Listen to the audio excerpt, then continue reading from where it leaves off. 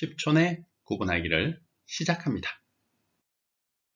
오늘은 팔품사라고 하는 8가지 종류의 단어들이 모여서 어떻게 문장을 만드는지 한번 자세히 알아보도록 하겠습니다.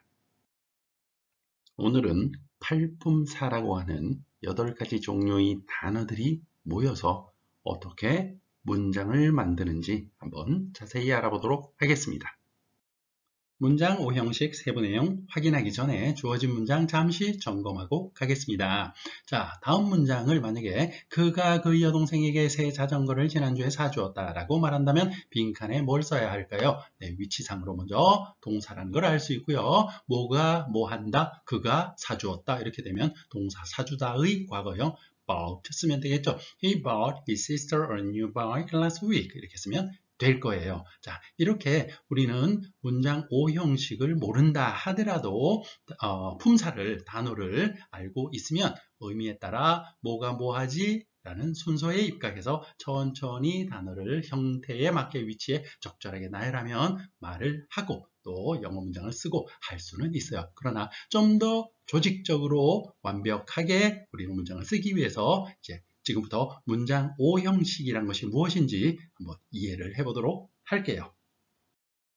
오늘은 지난 시간에 다루었던 단어의 8가지 종류, 팔품사라고 그러죠. 네, 그 팔품사들이 모여서 문장을 만드는데 어떻게 구성되느냐에 따라서 문장을 편리상 1형식부터 5형식까지 구분해 놓았어요. 그래서 오늘은 문장의 5형식에 대해 간단하게 정리를 하도록 하겠습니다. 문장의 성분을 알기 위한 문장 5형식부터 간단히 정리하겠습니다. 아시는 분들은 그냥 넘어가고 뒷부분을 들으셔도 괜찮을 것 같아요. 먼저 문장이란 주어와 동사 두 개는 기본이에요. 그래서 주어 동사와 그 외의 것들로 이루어서 의미를 전달하는 집합체, 이것을 우리는 문장이라고 말할 수 있어요. 물론 여기서 주어, 동사 얘기를 했지만 명령문이라든가 청료문이라든가 이런 것들 거기는 주어 없잖아요. 이렇게 얘기하시면 그것은 좀 별개로 생각하시고 평소에 우리가 쓰는 평서문이라고 하는 기본적인 문장은 주어, 동사 이렇게 두 가지로 기초를 이룹니다. 그래서 주어, 동사만 가지고 의미가 전달이 되는 것을 우리는 1형식이라고 해요. 그래서 아래 예문 보시면 Many birds fly 이러면 많은 새들이 날아 하늘을 보면서 이렇게 말할 수 있겠죠. 이러면 의미 전달이 돼요. 그죠? 친구랑 같이 많은 새들이 나는데 그런데 좀 더 구체적으로 얘기를 전달할 때 in the sky 이렇게 말하겠죠. 이때 in the sky는 전치사 구라는 것으로서 문장을 이루는 기본 성분은 아니에요. 그래서 이런 걸 우리는 부사 어구 또는 수식 어구 이렇게 말하는데 이거 없어도 문장이 성립한다는 겁니다. 문장만 성립하면 돼요. 그래서 주어 동사만 가지고 성립하면 우리는 이것을 뭐라고 한다? 1형식. 그 다음 주어 동사만 가지고 의미 전달이 안 돼요. 어떤 게 있을까요? 대표적인 것이 비동사예요. 예를 들어서 I am 하고 가만히 있으면 듣는 사람은 무슨 얘기를 하려고 하는지 몰라요. 의미 전달이 안 되니까. 그렇죠? 그래서 내가 어떻다 또는 어떤 사람이다라는 걸 표현해 줘야 돼요. 뒤에다가. 그래서 보충 설명을 해줘야 되는 부분이 필요하다. 그래서 보어라고 합니다. 그래서 주어 동사로 의미 전달이 안 되기 때문에 뒤에 보충 설명한 것이 필요한 문장, 이것을 우리는 2형식이라고 말합니다. 여기서 이제 문장의 성분, 위치와 형태와 연결성이 시작돼요. 자, 보어의 설명을 해주는, 보충 설명을 해주는 부분에 형용사가 이렇게 오면 I am happy. 나는 행복한 상태야. 행복한 상태이다. 라고 내 상태를 설명해 줄 수 있죠. 말할 수 있죠. 그런데 I am a student. 이렇게 말할 수도 있어. 나는 학생이야. 그럼 이 학생이란 것은 나의 상태가 아니라 뭐예요? 나의 존재입니다. 그래서 명사가 나오면 주어의 존재를 나타내고 형용사가 오면 주어의 상태를 나타내는 것이 바로 보어입니다. 따라서 보어에는 명사가 오면 주어의 존재, 형용사가 오면 주어의 상태를 전달하는 거예요. 존재라는 것은 주어와 뭐예요? 같다는 거죠. 그래서 I 하고 student 하고 같은 사람이에요. 이제 형용사와 명사가 보어에 오는 이유 그리고 전달하고자 하는 뜻의 차이를 이해하시겠죠? 이 형식 동사 중에 또 비동사 말고 대표적으로 많이 나오는 것이 바로 looks와 같은 감각 동사예요. 감각 동사는 우리 감각기관들이 있죠? 그걸 통해서 이렇게 의미를 전달하는 그런 동사들입니다. look, 뭐뭐처럼 보이다. smell, 어떠어떠한 냄새가 난다. taste, 어떠어떠한 맛이 난다. sound, 어떠어떠하게 들린다. feel, 어떠어떠한 느낌이다. 그래서 뒤에 형용사가 와서 어떠어떠한 상태를 나타내주는, 전달하는 동사, 이런 것을 우리는 감각 동사라고 합니다. He looks happier than usual. 평소보다 그가 더 행복하게 보이는데, 더 행복한 상태라는 의미를 전달하고 있죠. 자, 이번엔 동사 뒤에 명사가 오기는 오는데, 자, 앞에서 이 형식 동사, 비동사 뒤에 명사가 오게 되면 주어와 같은 존재라고 그랬죠. 그런데 동사 뒤에 명사가 오긴 오는데 주어와 같은 존재가 아닌 경우가 있어요. 그럼 이것은 보어라고 할 수 없겠죠. 주어를 보충 설명하는 게 아니니까. 자, 예문을 통해서 한번 볼까요? I enjoy traveling. traveling, 요거 명사예요. 동명사라고 하죠. 동사에 ing 붙여서 명사처럼 쓰는 거. 여행하기입니다. 여행하기, 여행하는 것이에요. 그럼 나하고 여행하는 것하고 같은 존재예요? 말이 안 되죠. 자, 바로 이런 형태의 동사 뒤에 명사를 보어가 아닌 명사를 우리는 목적어라고 합니다. 그럼 목적어는 어떤 관계예요? 네, 동사의 대상이 되는 관계입니다. 나는 즐겨해요. I enjoy. 자, 즐겨하는 게 뭐야? 바로 traveling. 여행하는 것을 나는 즐겨해. 라고 동사의 대상이 나오는 것을 우리는 뭐라고 그런다? 목적어. 이것은 특이하게 해석되는, 우리말로 해석되는 경우 세 가지 형태의 해석 방법이 있어요. 을, 를, 에게로 해석이 됩니다. 목적어는 동사의 대상이면서 을, 를, 에게로 해석이 된다. 기억하시면 좋겠습니다. 아시는 분은 건너뛰라고 그랬어요. 모르시는 분만 정리하시면 됩니다. 이게 목적어예요. 보어와 목적어의 차이. 이제 알겠죠? 명사가 보어일 수도 있고 목적어일 수도 있는데 차이가 보어는 주어와 같은 존재다. 목적어는 동사의 대상이고 의미가 을, 를, 에게로 해석이 된다. 됐죠? 자, 그럼 에게로 해석되는 경우 한번 살펴볼게요. 자, 주어, 동사 뒤에 명사가 나오면 주어와 같은 존재이면 보어라고 그랬어요. 동사의 대상이면 을을 에게로 해석되는 동사의 대상이면 뭐예요? 목적어라고 했어요. 그럼 다음 문장 보세요. He showed me the way. 자, 그는 보여줬어요. 자, 보여준 대상 뭐예요? 길을 보여줬죠. The way. 그런데 동사 뒤에 바로 안 나오고 me가 또 있어요. 이 경우에 그가 보여줬어요. 나에게 길을 보여줬어요. 그가 나에게 길을 알려줬어요. 이런 의미가 되겠죠. 그래서 뭐뭐에게 뭐뭇을 하고 보여준 대상이 사람한테 보여주고 그리고 어떤 길이나 사물 같은 걸 이제 알려줬겠죠. 그래서 사람, 사물 이렇게 두 가지 목적어가 나오는 경우가 있어요. 이것을 우리는 사형식이라고 합니다. 그럼 목적어 한 개 있는 것은 뭐였을까요? 자, 삼형식 이렇게 말해요. 그래서 우리는 1형식, 2형식, 3형식, 4형식까지 정리를 했습니다. 자, 마지막 남은 5형식 한번 정리해 볼게요. 5형식은 주어, 동사, 목적어까지는 3형식, 4형식, 5형식이 똑같아요. 그런데 4형식에서는 방금 앞에서 했던 목적어 자리에 사람이 와서 사람에게 라고 하는 것을 우리는 간접 목적어, 그 다음에 뒤에 사물이 와서 그 사물을 사람에게 사물을, 뭐뭐에게 뭐뭇을 이렇게 해석되는 경우 이것을 우리는 사형식 문장이라고 구분을 했습니다. 자, 명사 왔을 때 사형식이 되는 거예요. 간접 목적어, 직접 목적어, 그런데 O 형식에서는 뒤에 명사, 명사 이렇게 올 수도 있고 아니면 명사, 투부정사 이렇게 올 수도 있고 아니면 명사, 원형 부정사 이렇게 올 수도 있고 아니면 명사, 형용사 이렇게 올 수도 있고 다양하게 올 수가 있어요. 그럼 4형식과 5형식이 혼동을 일으킬 수 있겠죠. 특히 어떤 경우에 명사, 명사 왔을 때. 자, 그래서 먼저 명사, 명사 왔을 때에는 5형식은 그 명사, 명사가 같은 존재일 때 5형식입니다. 그리고 형용사가 왔을 때는 상태를 나타내고 어디에? 목적어 뒤에 형용사가 왔을 때는 상태 그리고 동사나 투부정사 이런 것들이 왔을 때는 동작을 나타냅니다. 예문을 통해서 한번 확인해 볼게요. He called Mary his angel. 그는 불렀어요. Mary하고 his angel이 같은 존재죠. 그래서 Mary를 그의 천사라고 불렀다. 메리가 천사야 라고 불렀다라는 거죠. 같은 관계 되는 거 이해되시죠?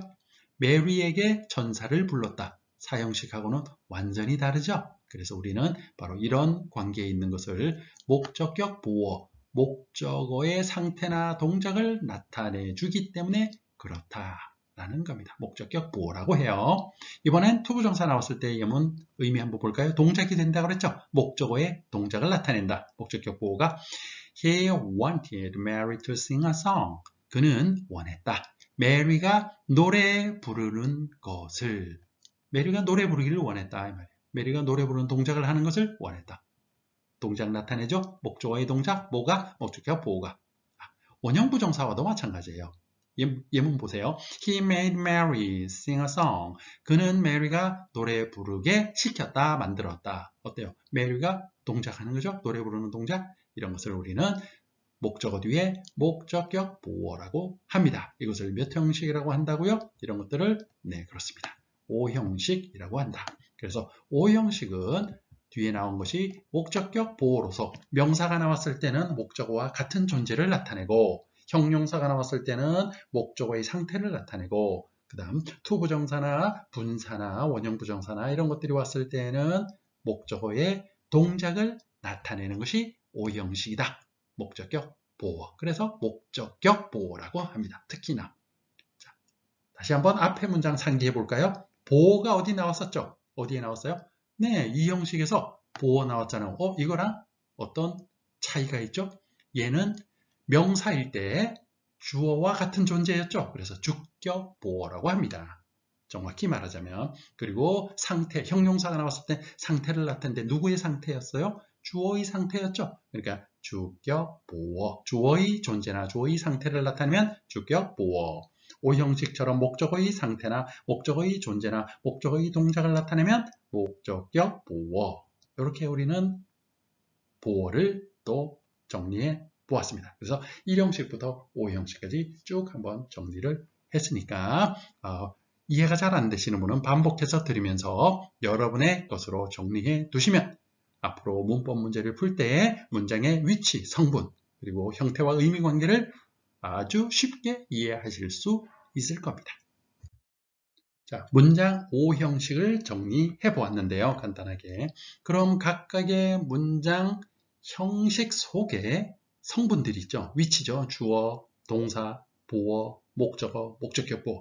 이 위치에 들어갈 수 있는 단어의 형태들, 품사이거나 또는 그런 품사 역할을 하는 것들. 그것을 알아야 문장의 위치와 형태의 관련성 그리고 의미까지 연결시켜서 보는 즉시 문제를 풀 수 있겠죠.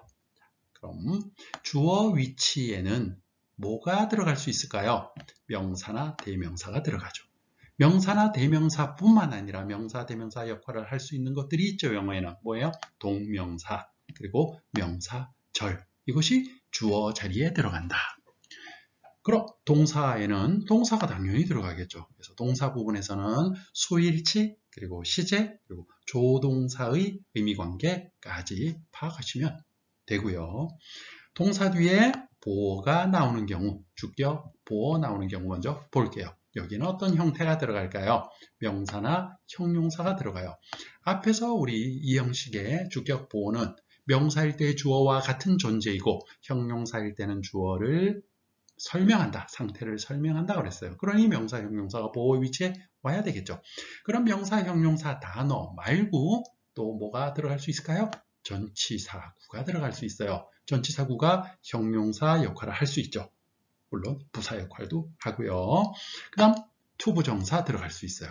투부정사는 명사나 형용사나 부사 역할을 하죠. 그래서 투부정사가 명사로 들어갈 때도 있고 형용사로 들어갈 때도 있어요. 의미상으로 보호해. 그래서 의미상 명사일 때는 뭐 하는 것, 형용사일 때는 어떠한 예상 또는 앞으로 일어날 일 이런 것들을 나타낼 때 투부정사가 보호해, 주격 보호해 형용사로 들어가는 경우예요. 그 다음 현재분사와 과거분사도 형용사 역할을 한다. 의미 차이가 있지만 이렇게 해서 주격 보호 자리에 들어갈 수 있는 것들을 살펴봤어요. 이런 형태를 알고 있어야 문제 푸는데 쉽다. 보는 즉시 풀 수 있다라는 거죠. 자, 이번엔 목적어 위치에, 목적어 성분에 들어갈 수 있는 것이 무엇이 있을까? 한번 확인해 볼까요? 목적어에도 주어와 똑같이 명사나 대명사가 들어갈 수 있다라는 겁니다. 그렇다면 명사, 대명사 역할을 하는 다른 것도 들어갈 수 있겠네요. 뭐예요? 그렇죠. 동명사 또는 명사절이 목적어 자리에도 들어갈 수 있습니다. 그 다음 목적격 보어에 들어갈 수 있는 것 뭐가 있을까요? 목적격 보어도 보어니까 명사나 형용사가 들어가는 것이 기본입니다. 그런데 명사나 형용사 역할을 할 수 있는 게 뭐였어요? 그렇죠. 부정사나 또는 현재분사, 과거분사가 명사, 형용사 역할을 한다. 그랬으니까 목적격 보어에도 똑같이 들어갈 수 있어요. 주격 보호와 목적격 보호의 차이는 뭐였어요? 주격 보호는 주어의 존재나 상태를 나타낸다. 반면에 목적격 보호는 목적어의 존재나 상태 그리고 동작까지 나타낸다. 이런 차이가 있었어요. 자, 여기까지 정리하시면 문법 문제를 풀 때 위치와 형태와 의미 관계를 바로 파악할 수 있습니다. 이제 훈련만 보는 즉시 바로 위치가 뭐야? 그리고 형태가 뭐야? 훈련만 하면 됩니다. 기본 이해는 다 하셨어요. 앞에서 명사가 주어에 들어가고 대명사 주어에 들어가고 또 동사 그리고 형용사 얘기를 쭉 했는데 이런 것들은 우리 단어에 뭐라고 그래요? 팔품사라고 하죠. 단어의 팔품사 여러분 요거 정도는 우리 처음 영어 배울 때 나오는 거잖아요. 그죠? 단어는 이름을 나타내는 명사 그죠? 그리고 명사를 대신하는 것 대명사 그리고 동사는 동작이나 상태를 나타내는 것 그다음 형용사는 명사를 수식하거나 설명해 주는 것 여기까지가 문장의 기본 성분이에요. 위에 보시면 명사, 대명사, 동사, 형용사만 쭉 나열이 되어 있죠. 그리고 문장을 좀 더 풍요롭고 아주 자세하고 이렇게 나타내주는 장식품과 같은 장식을 많이 한 사람도 집도 물건도 예쁘죠? 그래서 문장을 아름답게 풍요롭게 만드는 것들이 있습니다. 그게 바로 부사. 명사 외에는 다 수식해주는 게 부사예요. 명사는 뭐가 수식한다고 그랬죠? 형용사. 그럼 다른 것들 동사나 형용사나 다른 부사나 문장 전체 수식해주는 건 뭐예요? 부사예요. 그 다음 전치사. 문장 앞에서 어떤 다른 명사와 관계를 이렇게 이어주는 것. 관계를 연결시켜주는 것. 그래서 위치나 시간을 나타내주는 것이 대표적인 전치사죠. 그죠? 다음 문장과 문장, 단어와 단어, 구와 구를 연결해주는 접속사. 뭐 감탄사는 그냥 감탄하는 입에서 툭 튀어나오는 말이에요. 이렇게 해서 단어의 8가지 종류, 팔품사까지 알아보았습니다. 여기서 이 단어들의 품사도 아는 것이 중요하지만 그보다 더 중요한 것, 더 헷갈리는 것, 더 시험에 잘 나오는 것은 단어 자체의 문제보다는 뭐예요? 바로 이 팔품사의 기능을 하는 변화된 형태들, 바로 위에 나와 있는 부정사, 분사, 동명사 이런 것들은 동사에서 빌려와서 동사가 아닌 품사로 쓰이는 것들, 바로 준동사라고 하는 것들입니다. 이런 것들도 시험에 굉장히 잘 나오니까 우리는 확실하게 이해해둘 필요가 있습니다. 차근차근 앞으로 또 과거에도 했고 앞으로도 하게 될 겁니다. 이어서 문장 형식과 품사에 관련된 실전 문제를 풀어보겠습니다. 화면을 잠깐 멈추고 다음 문제를 풀어보세요.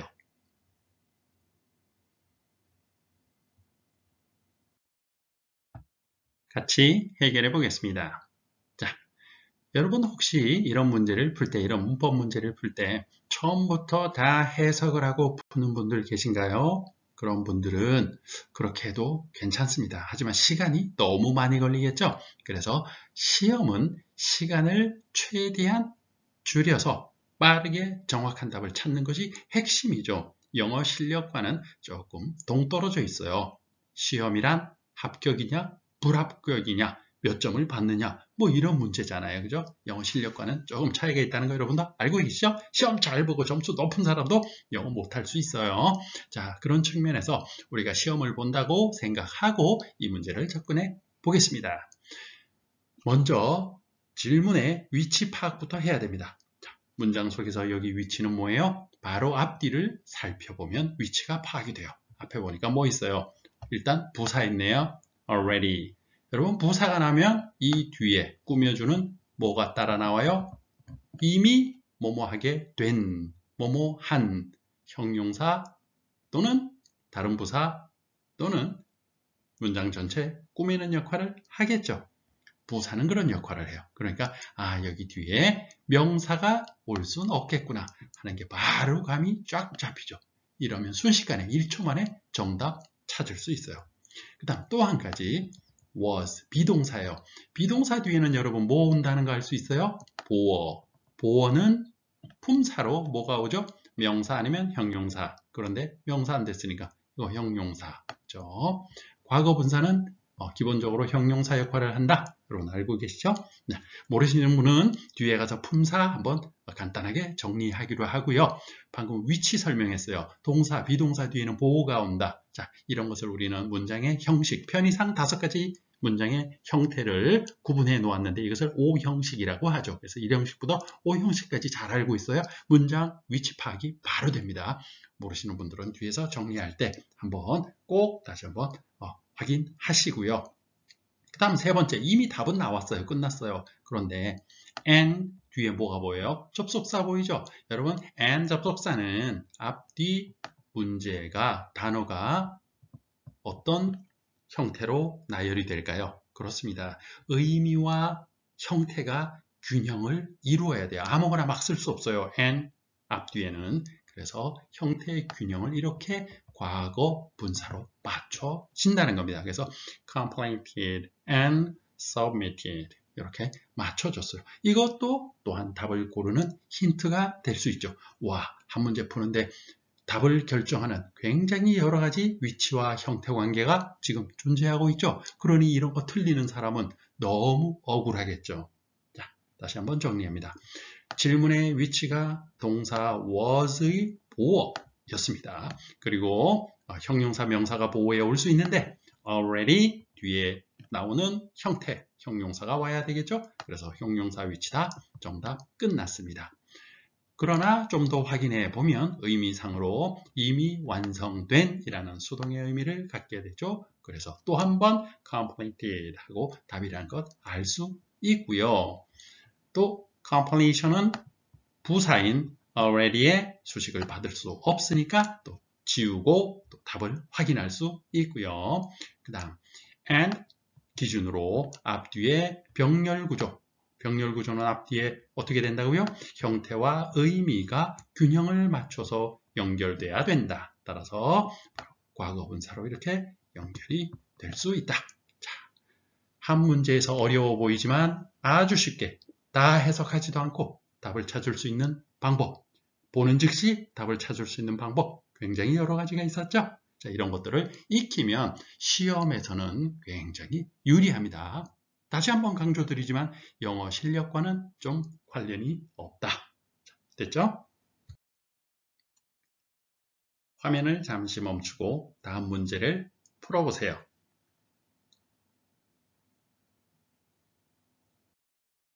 정답을 확인하겠습니다. 자, 주어진 질문의 문장 속 위치 뭐예요? 네, 형용사가 지금 이렇게 나와 있는데 비동사가 앞에 있고 부사가 있어요. 보호라는 것 바로 우리 알 수 있겠죠. 그리고 carefully 주의 깊게 신중하게라는 것 부사와 의미가 이렇게 연결되는 형용사여야 되겠죠. 둘 다 형용사니까 형태상으로는 둘 다 쓸 수 있어요. 위치상 형태상으로는. 그럼 이제 의미로 구분하는 수밖에 없죠. 여기서 그래서 해석 한번 의미 한번 파악해 볼게요.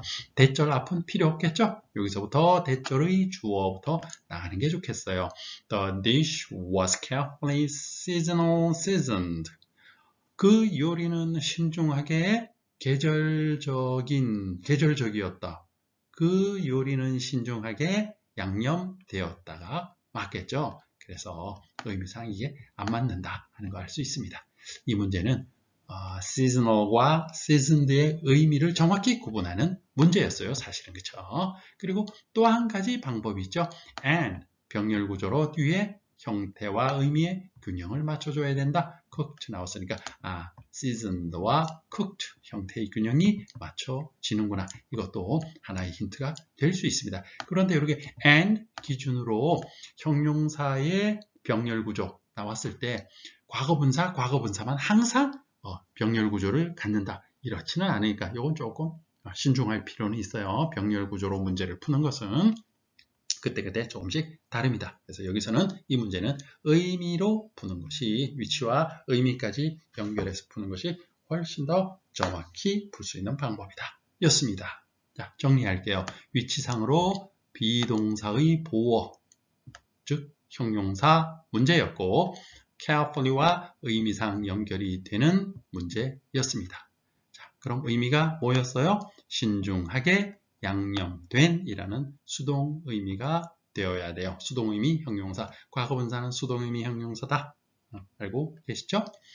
그 다음 계절적인이라는 seasonal 의미는 carefully와 연결이 어색했죠. 그래서 맞지 않아요. 그리고 병렬 구조로서 seasoned and cooked 이렇게 연결이 될 수 있는 문제였다. 그래서 이 문제는 완벽하게 형태와 의미의 균형 연결로 풀 수 있는 문제였습니다. 오늘 내용은 여기까지입니다. 끝까지 시청해 주셔서 감사합니다.